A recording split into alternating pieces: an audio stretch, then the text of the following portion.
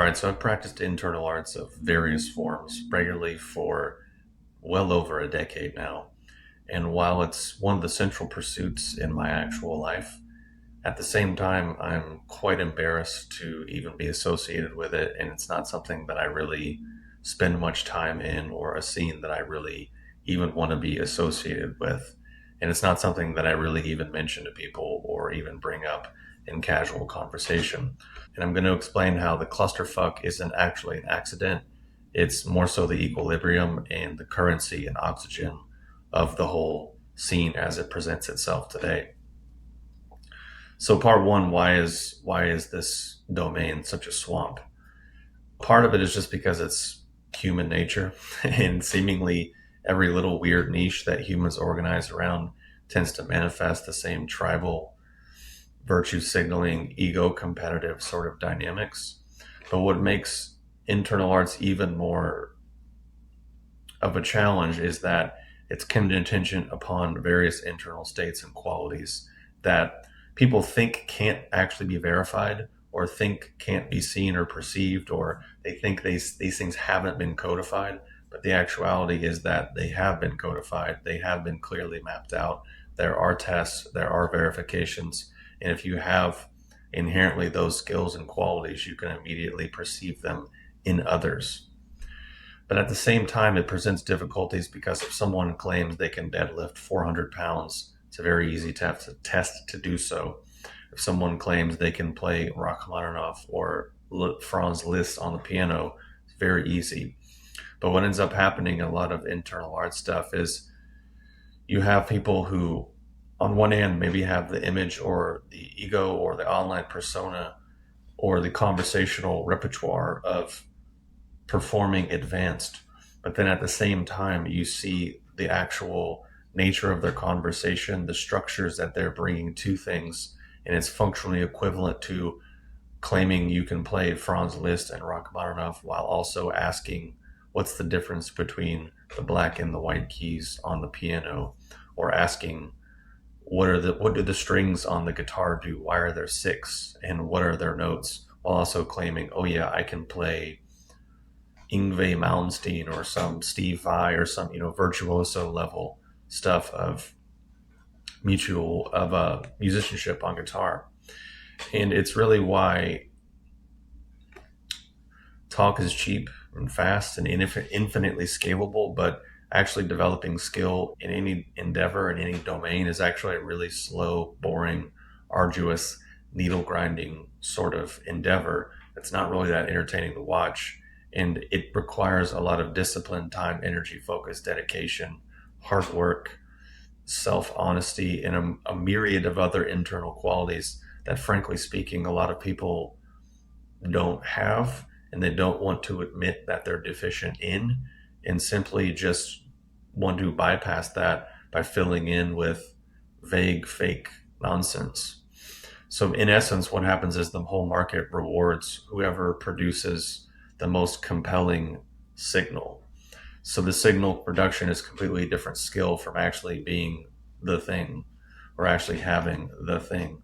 So that's why on one hand you have a lot of people who are can become quite adept at 3 hour long explanations and vague language and elaborate terminology and basically just filling time and energy. So really what happens is saying what could be said in three sentences, it becomes, saying it for 3 hours, but at a certain point the audience can't tell the difference. Then what ends up happening is that people who tend to actually do have skill just don't even want to engage with the fog. So the public conversation ends up being just complete confusion and fog, feeding itself in really quite a bit of a doom loop. So the whole scene basically runs on two crimes committed in two different directions. First is refusing the definitions because they're inconvenient for someone's market position. So on one hand, you could go the direction of just grandiose inflation. So you could take very ordinary basic stuff like relaxation or basic postural things that are fairly universal, or standing still or sitting still while naturally breathing, and then rebrand that as some sort of esoteric attainment. So you basically just redefine the terms downward until whatever a person can actually do qualifies as the summit. So they basically take the floor, rename it to the top of the mountain, and then sell tickets and sell nonsense that just gives people endless validation, dopamine, and novelty seeking. The other thing is that the other direction you can go in is deflation, which is instead of the actual definition, maybe defined by the tradition or ancient masters or old masters, or let's say, just declare it as being just XYZ. It's just biomechanics. It's just leverage. It's just relaxation. It's just psychology. It's just emotions. It's just being nice. It's just being kind. It's just being a good person. It's just being relaxed. It's just being happy. It's just following your bliss. It's just XYZ. In actuality, no, it isn't. That's just lowering the bar and redefining the terms. But in actuality, both are absolute loser scripts, because within those traditions or those things, all this stuff is defined as outside of the scope of normal human function, which is probably why people would dedicate their entire lives to doing it. But then you have really delusional modern people coming along thinking, oh, they were just old and not as advanced as me, so they had to do this massive encyclopedia, full library full of things. Oh, but I just figured it out on a weekend because I'm a modern person. So it's basically ends up where people live in this contradiction of terms that ends up being self refuted. Where on one hand they think this thing that people are attaining of is real and it's extremely rare and it's extremely advanced and these amazing high level people had it. But at the same time, I managed it in a weekend or I felt a subtle sensation and it's the same thing. So it's a complete contradiction of terms that is really just a clusterfuck that really doesn't even make any sense. And the way this whole thing actually works is because when a customer shows up for this whole thing, it really only works because they're already carrying something, meaning vague sentimentality, Disneyland level spirituality, a deep sense of salvation longing, and this convoluted, dramatic self narrative that they project onto the material or the teacher or the system or the exercise before they've necessarily even touched it. And the thing is, that's not a neutral thing. That's not a non variable. It is actually, at a certain point, the variable. It's their active nervous system conditioning and posture, and it's absolutely the wrong one. Sentimentality and awe seeking are basically high arousal, meaning hungry states, whereas actually the training and the closer to correct mental qualities to actually do it are actually quite the opposite, which is in essence what all of the classical texts and teachers have been saying and were saying, and you can just read it for yourself. So again, another massive contradiction of terms. And the Disneyland spirituality frame runs the absolute antagonist during the exact hours that their work is supposed to be happening. So basically they can stand in every single posture and have the most secret, obscure tradition and practice and the authentic lineage and the authentic form, and basically do that hours a day every day, which they usually probably won't even do, and still nothing will happen. And that's basically why what ends up happening is this high arousal, meaning hunger, produces two exact products: group feelings and ceremony vibes. Real experiences, I guess, sure, but completely non developmental, and vague nervous sensations, warmth, tingling, energy, which basically you could just produce by moving your hand over your skin, just normal human stuff, or rub your hands together, which is just your nervous system tingling. I just did that and I can feel the nerves in my hands and the blood. That's not anything special or unique or profound or spiritual or developmental. It's literally just that. Just like if I just sat here in some posture, it doesn't matter, and closed my eyes, Eventually, I'm going to hopefully feel more relaxed and mostly probably just drift or sleep. Or if I'm very hyper aroused, then my mind will start producing images and sensations and feelings and journeys and all this type of nonsense. But it's absolutely just nonsense.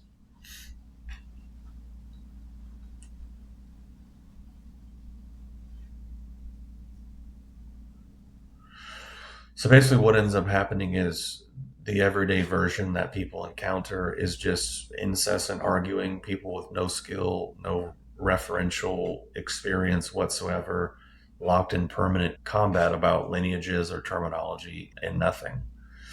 And it never ends because the argument about a territory that's neither person has ever actually touched or been upon or doesn't even actually know about or can point to. It's just basically two people arguing about the taste of a fruit that basically doesn't exist, hasn't existed, and will never exist, and will never actually taste it.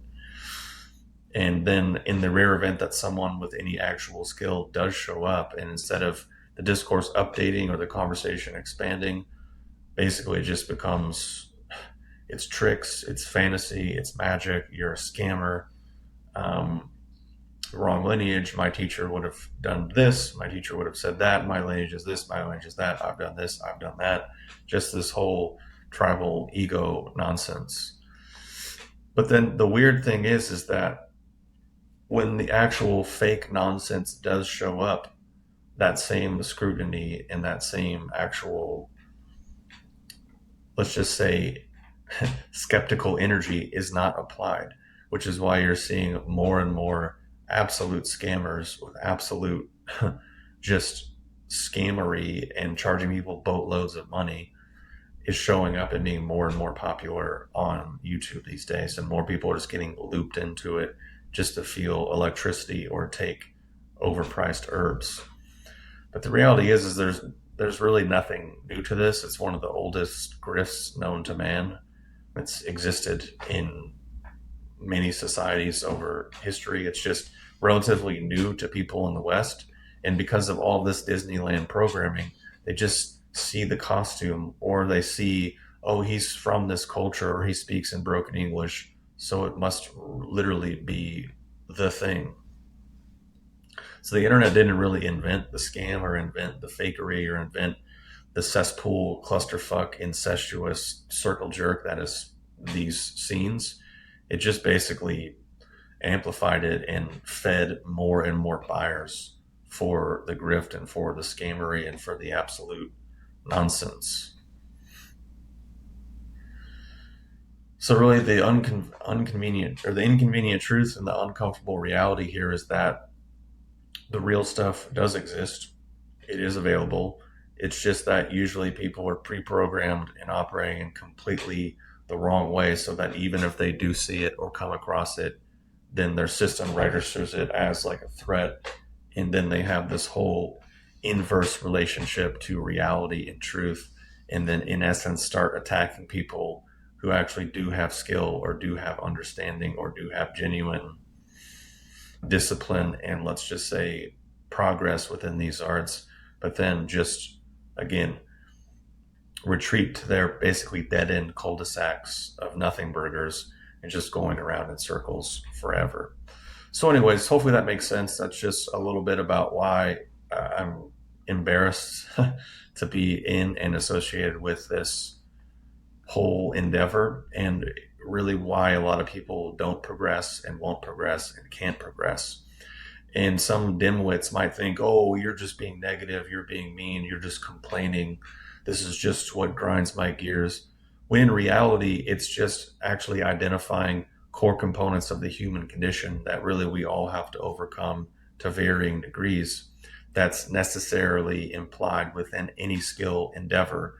It just happens to be amplified within internal arts, when in reality, the healthier attitude is approaching internal arts like any other skill acquisition, whether it's piano or getting fit or lifting weights or whatever. Similar mindsets and qualities are required, at least in the initial stages. And then beyond that, of course, then it's something else, it's something different. So in actuality, it's not being mean, it's not being harsh. It's actually, in fact, the opposite. It's pointing out this is the mind's in the minefield. Here's how to avoid them. And if people have actually an open mind or in some functioning executive system in their brain, they can realize and recognize within themselves, myself included, to then transcend or at least try to improve their own limited human capacity and functions to then hopefully be able to step their foot in the door to actually be able to actually practice these things in a more productive, realistic capacity.